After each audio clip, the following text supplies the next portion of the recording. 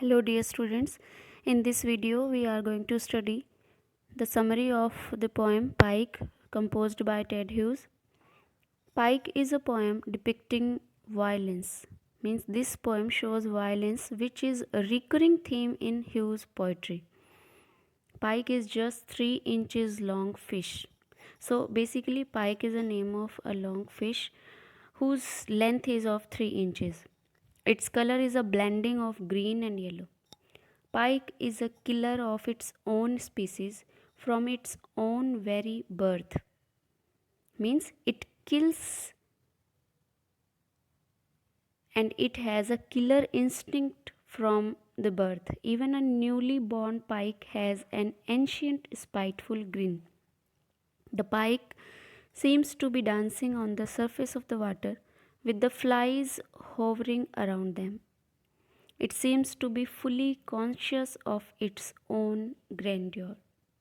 Its shape produces on the onlookers an impression of mixed delicacy and horror.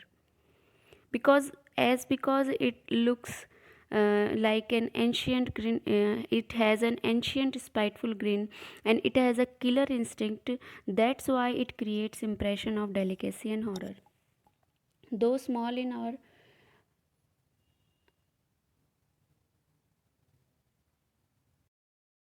It is very large in the world to which it belongs. Pike dwells in the pond where it lies still in the darkness beneath the surface. It lies on the last year's black leaves which sink in the water, and from there it looks upwards. It remains suspended among the thick weeds. The jaws of pike have the shape of hooked clamp, and inside the jaws are its teeth, whose sharpness cannot be blunted at this stage of its existence, which has been molded by its environment. So the view of a pike creates a sense of horror and sense of delicacy in our mind, as it has a spiteful grin, and at his has it has a killer instinct. The speaker of the poem describes Pike and tells a couple of its own experience with Pike. The speaker and his companions had kept 3 pikes in a glass jar, in which they had provided a large quantity of weeds for the pikes to feel comfortable. One of those 3 pikes was 3 inches long, the second one was 4 inches long, and the third was 4.5 inches long. Then one day it was found that there were only 2 pikes left in the jar, which had a sluggish belly and the spiteful grin with which it was born. The strongest of the 3 pikes had eaten the other two, one after the other, to satisfy its hunger. On another occasion, the speaker and his companions found one pike mercilessly killing another. It had plunged its teeth into the other's throat. Pike is an animal poem, but it is also a poem depicting violence. The speaker describes pike with its fierce and destructive nature. The pikes are killer from the egg. This phrase is included in the poem's text, and this phrase means that they have the destructive instinct in them from the very time the mother fish lays its eggs. Pikes are so destructive and merciless in their nature that they even kill one another to satisfy their hunger. The last 4 stanzas of the poem produce an effect of horror. The pike in the pond is reported to be too immense to stir.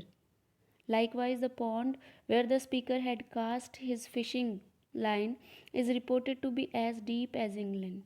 The speaker did not have the courage to continue fishing beyond the time of the evening.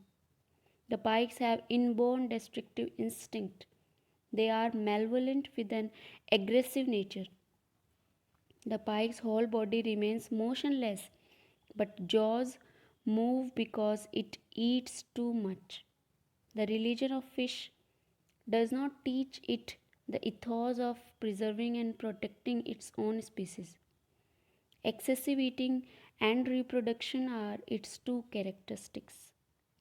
Pike thinks itself grand. It is a law of nature to think oneself superior to another. That is due to the ego, which is implanted by birth in every creature, whether mankind or animals.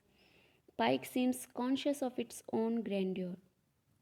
The pond where the speaker fished was as deep as England. This bold comparison of the pond to England projects a sort of satire in England, which is deep, perhaps containing pike like people. So, here, not England is similarized with pond, but it is created, but there is created a simile between the people of England and Pike. Moreover, Pike is a poem depicting violence, which is a recurring theme in Hughes' poetry. Ted Hughes believes in Darwinian optimism and determinism. Darwinian determinism says that one's strength determines another's fate, and that's his law of nature also. Only victimizer can survive, who is the fittest one. For him, nature is full of violence, and the very violence is the elemental force of nature. So, this poem is a poem of 40 lines which consists of 10 stanzas written in quatrains. The poem can be divided into three parts. Part 1 shows the poet's admiration and description of the pike. Part 2 shows poet's experience with pikes. Part 3 shows poet's fishing experience in the pond. And as we talk about the structure of pike, the poem is written in 44 lines divided into 11 quatrains. It doesn't follow any particular form or rhyme scheme. The first letter of all the lines are capitalized purposefully to give the magnificent appeal to the pike, in spite of the lines ending in the middle in many places. So, this is all about the summary of the poem. In the next video, we are going to study the poem Hawk Roasting. So, that's all for today, students. Thank you all.